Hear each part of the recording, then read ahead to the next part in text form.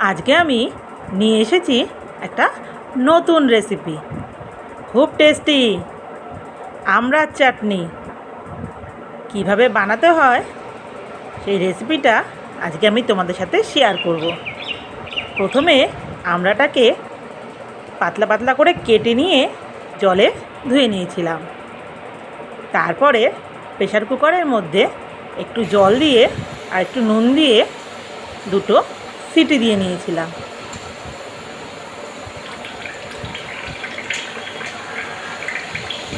তারপরে আমি যেই সিটি পড়লো প্রেসার কুকারটা নামিয়ে রেখেছিলাম। এরপরে একটা শুকনো কড়াই বসিয়ে একটু জিরের গুঁড়ো আর ধনের গুঁড়ো আগে একটু নেড়ে রেখেছিলাম। শুধু ভালো করে নাড়াচাড়া করে যখন একটু কালচে ভাব আসবে, সামান্য একটু কালচে ভাব আসবে, তখন আমি এই গুঁড়োটাকে একটা পাত্রের মধ্যে নামিয়ে রেখেছিলাম।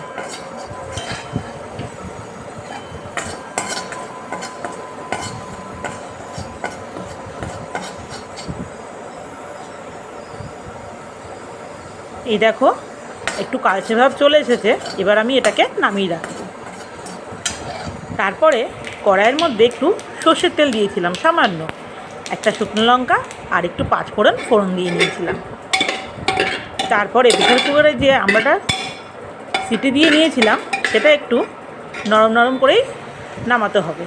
তার মধ্যে আমি একটু নুন হলুদ দিয়েছিলাম। প্রথমে একটু সেদ্ধ হওয়ার জন্য অল্প নুন দিয়েছিলাম, তারপরে যেটা পরিমাণ মতো লাগে সেটা দিয়ে নিয়েছিলাম।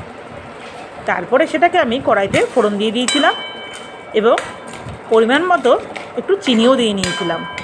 একটু টক মিষ্টি হবে চাটনিটা।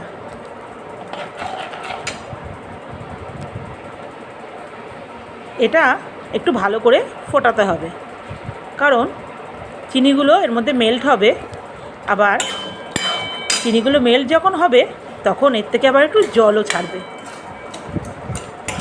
সেই জলটা আস্তে আস্তে হাই ফ্লেম দিলে হবে না, গ্যাসে একটু মিডিয়াম ফ্লেম দিয়ে জলটাকে শোকাতে হবে।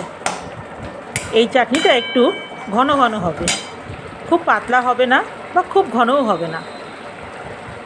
একটু ঘন ঘন আঠা আঠা ভাব আসলেই তোমরা নিজেরাই বুঝতে পারবে চাটনিটা হয়ে গেছে।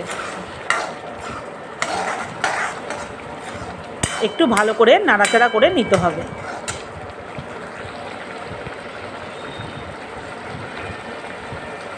চাটনিটা যখন ভালো করে ফুটে উঠবে, কড়াইয়ের গা দিয়ে দেখবে একটা চটচটে ভাব আসছে, কারণ যে চিনিটা দিয়েছিলে ওটা জল যখন ছাড়বে চটচটে ভাবটা থাকবে না। যখন সেই জলটা শুকিয়ে আসবে তখন সেই চটচটে ভাবটা বোঝা যাবে।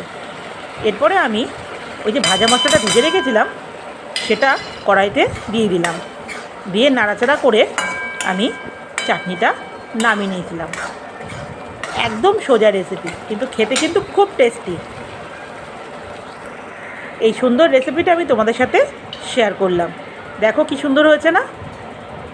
ভালো লাগলে অবশ্যই আমাকে জানিও এবং লাইক, কমেন্ট ও সাবস্ক্রাইব করো। টাটা সবাইকে।